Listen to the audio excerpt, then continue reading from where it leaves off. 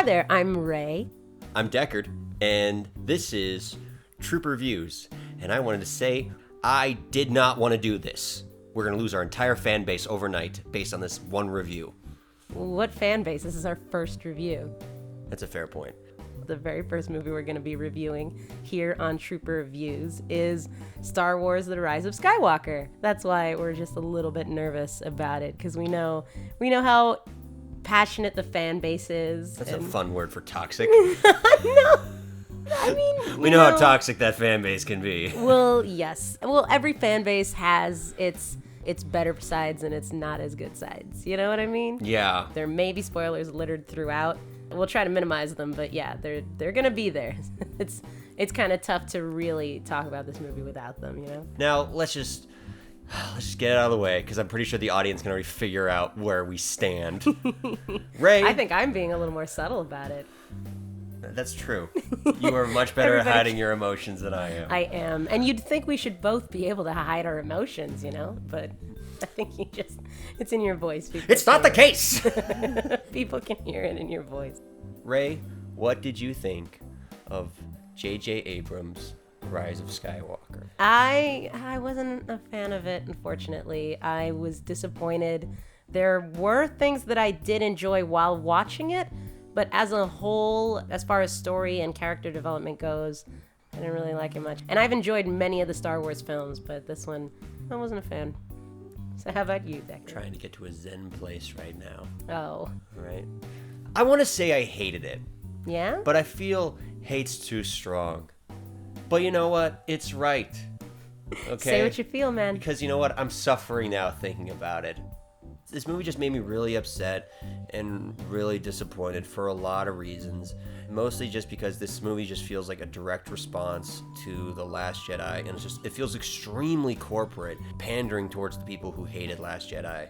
Yeah, I would say there was a lot that, like you said, felt like backtracking instead of, it felt very petty. You know, it was like, I'm better than you, I know what true Star Wars is, and it was like, nobody listening to each other kind of thing. Just in my personal opinion, I liked where Rian Johnson was going with it more than where J.J. Abrams would have gone with it. I feel the same exact way, and I acknowledge the issues with Last Jedi. It's not a perfect movie. There are problems. No movie's perfect, but at least what he did felt new.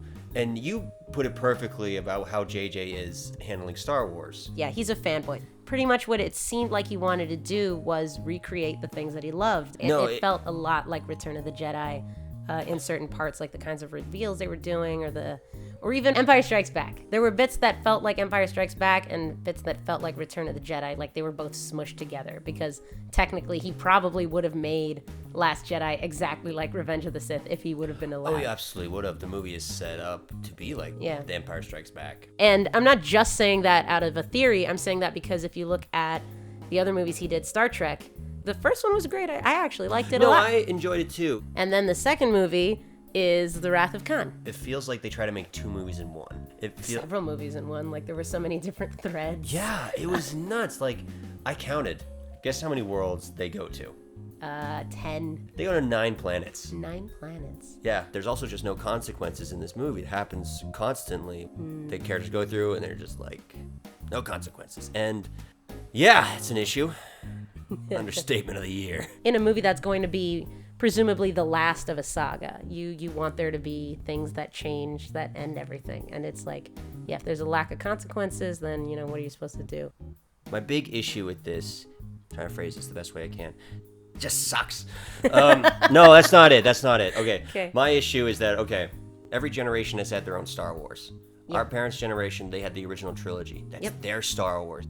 And then, like, you and I, we had the prequels. You know? Fortunately for me. Hey, you know what? The prequels weren't perfect, but they were ours, okay? I mean, I was pretty young when Episode 1 came out, and I did have a fun time. You did, but I was a kid, a literal child. But still, like, you watch these movies, and it's like, this is our Star Wars. Yeah. You know what? And you know what? It spawned great shows like the Clone Wars and the animated series and great games. It is different from the original trilogy. They can be like, this is ours and this is theirs, right? And that's really cool.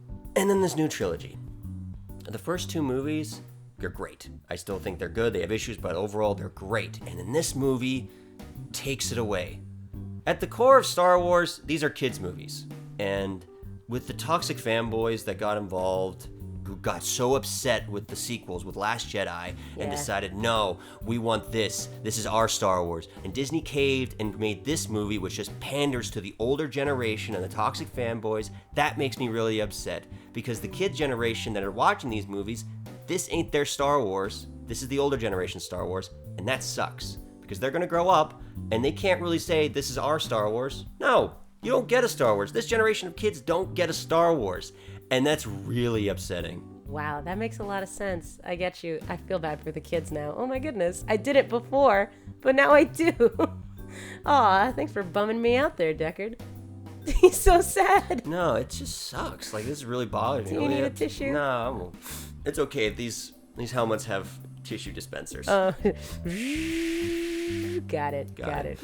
In a more general sense, I think that the third movie specifically ended up kind of taking interesting things that were going to happen with these characters and made it more dull, where people say it can't be dull, so many things happen. I can tell you a bunch of movies where tons of stuff happened and they are boring. You can have things happen and still be dull. I think what I would say too is this movie felt so empty, and it's a thing that J.J. Abrams I think also tends to do, is try to get you to feel emotional beats but not earning them.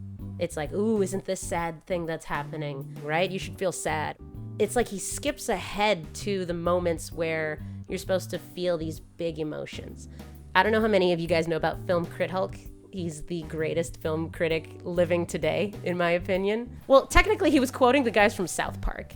He talked about and then filmmaking versus therefore but filmmaking. In short, it's pretty much when you write a script and the script is just things happening one after another. So they go to this planet, and then they go to this planet, and then they meet this person. Things just happen. Versus therefore but filmmaking, which is they go to this planet, but this happens, so therefore they have to go to this planet. Each thing is connected to the other thing that happens. It works in a way that is engaging and that brings the audience in and gets you to really care about what's happening because you see how everything is linked together. I'm not saying that this movie isn't linked at all, but it just doesn't feel like the therefore buts are really there. It feels like they wanted to go to all these planets, so they made a way to travel to all these planets, and it's not really important which planet they go to or why they go specifically to that planet. So on a scale of 1 to 10 clones, how many do you give it? If I didn't love Star Wars, it would be a 2. Ooh. But I give it a 3 because it's still Star Wars. No, I'm kidding. It's a 2. Oh, okay. It's still a 2.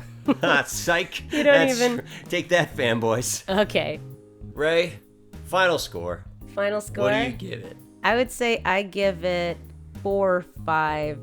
I guess not having as much passion for Star Wars as you do, I was like, yeah, it's all right.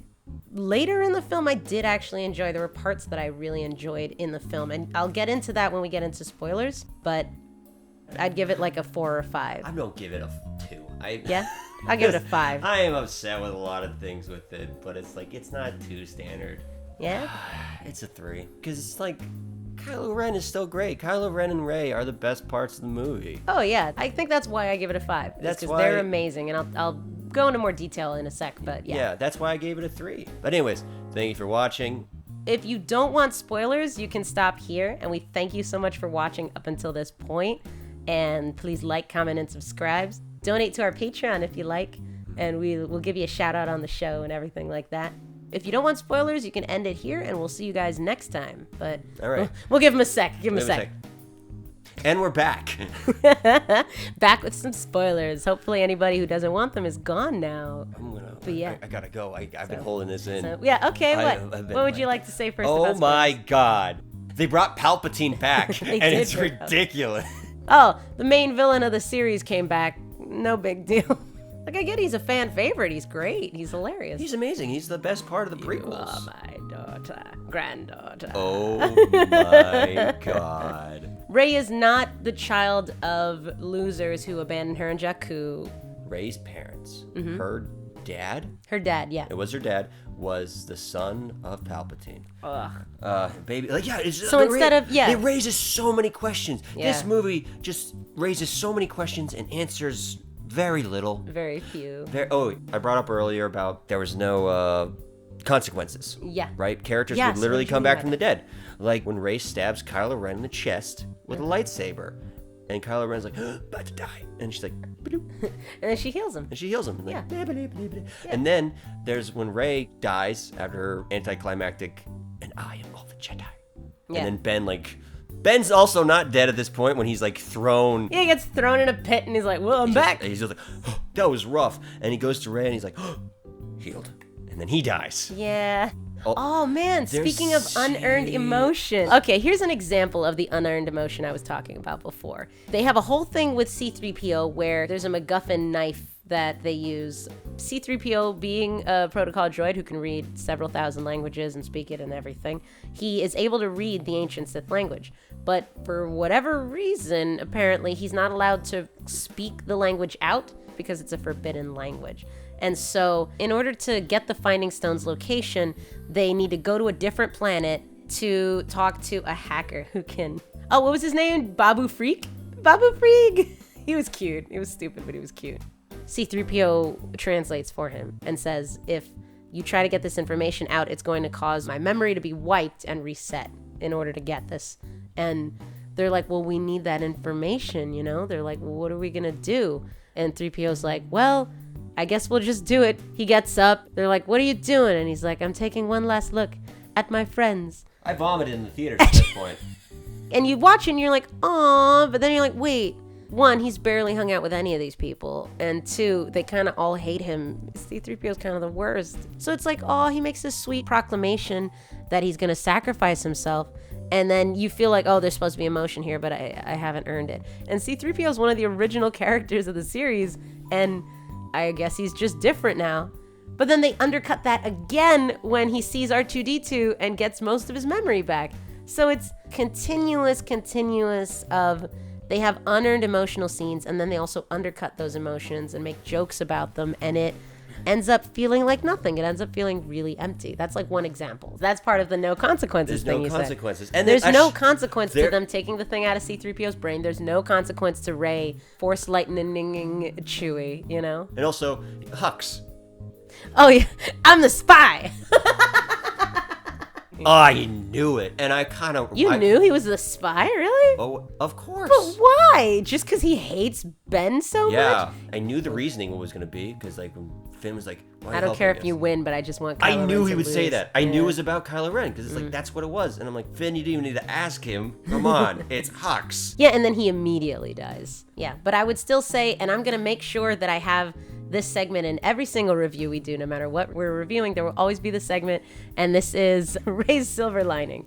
The silver lining of this movie is that Kylo Ren and Rae both have really great chemistry. I'm glad that J.J. Abrams was willing to kind of keep that psychic connection thing and keep kind of this idea of their battle of ideals.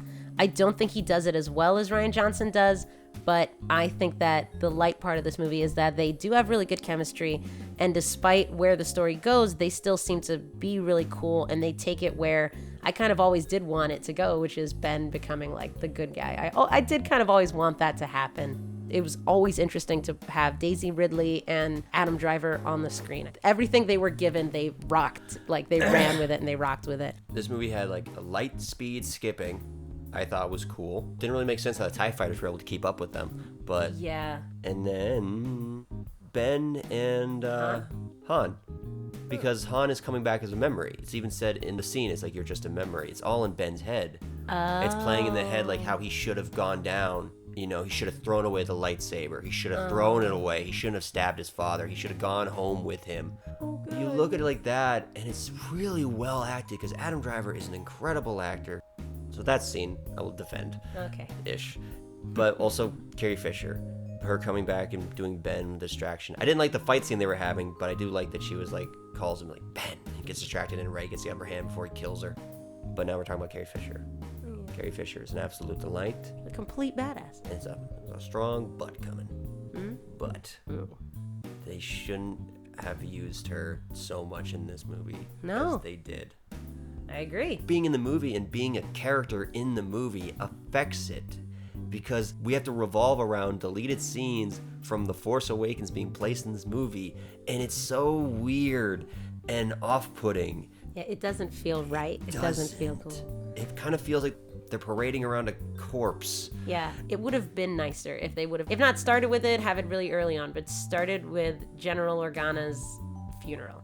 Like, Leia is dead. She was an amazing tactical genius and an awesome princess and a super cool general and the leader of the rebellion for decades. And then she dies, and the movie starts with, like, a tribute to her. That would have been great. With the other characters taking on the mantle and, Poe leading the resistance. Poe having to step up on the resistance. That would have given Poe, again, unearned emotions. That would have given Poe more time to become the general that he was meant to be. Whether you think it works or not, the point of Last Jedi was to sort of get him to a place where he's learning to be a real leader, to make sacrifices, but also know when not to just throw yourself to be sacrificed. And so it would have been really interesting if this movie would have seen him develop into like an actual general and become what Leia was so that he could bring everybody into this victory.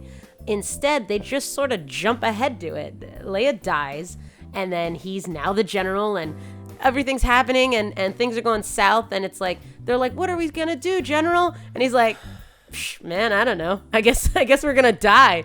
No, and then it falls to the old Star Wars fans coming in, and that's what it felt like to me. The old fans are like, the older generation of Star Wars is here to save the sequel trilogy, and I'm like, God damn it. Oh, let's talk about Rose. Oh, poor Rose. To me, her character was meant to be, at least from The Last Jedi, the person to represent the people who were not a member of the main two forces or not related in any way to the main two forces of Star Wars. She joins the rebellion, but she doesn't have force powers. She's not anything special, but in a good way. She's just a normal person who had to grow up in a society that sucks, and you get to kind of see that. You never really get to see Star Wars outside of the wars, right? So it's like you get to know who she is, and I thought that what would have been cool, if not for all this caving into bullies and things, is if Rose had been the one to go and get help. If they would have had just a short scene of her giving, like, didn't have to be huge or long, just like a speech about, like, I don't care about the Sith, I don't care about the Jedi, but I want this war to end and I want there to be peace. We all want to be able to just live our lives, and have that be like nobody listens to her. And then they come back at the end and it feels like something, Yeah. Like she thinks she fails and she made it instead. The shot of all those ships is so cool, but it feels like nothing. It feels like nothing. You don't know, what did Lando Calrissian say to get them to come? Was it just, I'm Lando Calrissian. I betrayed Han and everything, but then I helped blow up the second Death Star, so you should listen to me and come fight in this war and maybe die. Never trust Lando Calrissian. Yeah, don't trust Lando Calrissian. If they wouldn't have given in, it would have been great to have Rose be that character. What was great about The Last Jedi was that it kind of mystifies the Force and kind of makes it seem like anyone can be a Jedi. Anybody, that kid with the broom could be a Jedi. Anybody could be a Jedi. But in J.J. Abrams' universe, that kid with a broom is Luke's illegitimate son. But you know what that also does? The second movie makes the kids that are watching it, which is at their time, their Star Wars, go like, I could be a Jedi. If I work hard, I could be a Jedi. Yeah. But then that kid gets pushed over, and the third movie comes out by that big fanboy. Like, you're not a Skywalker. You're a Skywalker. I'm a Palpatine. I'm a Kenobi. They're the only ones who can do it. And honestly, that ending too would have been cooler. If Rey would have said, I'm Rey Palpatine, I would have thought that was awesome. Because Leia says earlier in the film, don't be ashamed of who you are. Like, embrace your past, embrace who you are. And that could mean something about her parents not being anybody, but it could have also been something interesting about the fact that she's a Palpatine. Is like, if you're gonna make her the Emperor's granddaughter, it would have been awesome if she would have just embraced that in the end. Like, yeah, I'm Palpatine's granddaughter, but I'm also a Jedi, and I can do Force lightning because I'm awesome, and my name is Rey Palpatine. You know, like, it would have been, whoa, she turned Palpatine into a good guy, but nope. Or she could just send, like, just Rey with a smile this time, a genuine look. A genuine smile, like, I am Rey. No matter what else is in my life, I'm just Rey. But instead, it's like, I'm Rey Skywalker. Like, this movie brings back the Chosen One. It's a Chosen One narrative. It's the Chosen One. Yeah, and thanks, Joseph Campbell. My nitpick that I find infuriating is the lightsaber, Luke's lightsaber. Yeah. That ain't Luke's lightsaber, and it's driving me nuts. It's not his. Whose lightsaber is it? It's Anakin Skywalker's lightsaber. When Rey buries the lightsabers on Tatooine. Yeah. It's supposedly Luke's and Leia's, but it's not. It's Anakin's and Leia's? It's Anakin's and Leia's. And I'm going to tell you the last place Anakin Skywalker would want his lightsaber placed is on Tatooine. Where his mother died. Where his mother died, and he has the most painful memories of. Where his son was raised not knowing who his father was. Yes. Where his best friend lived for all those years. Tatooine's a horrible place. And they buried it in sand. He hates sand. He hates sand. It's hard and rough, and it gets everywhere. I was like, how dare you, JJ? Not like your skin, which is soft and warm the most of it. I think we'll end on that.